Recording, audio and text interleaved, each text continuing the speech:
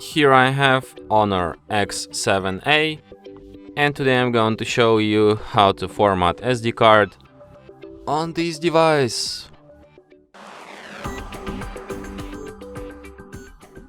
So to do this, firstly you have to open Files application,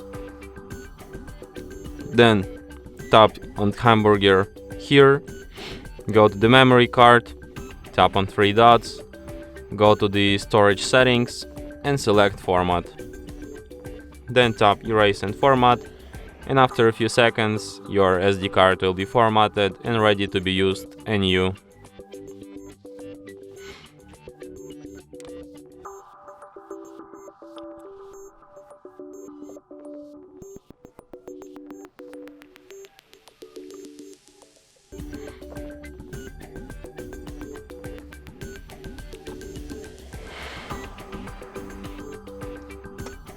And that's it.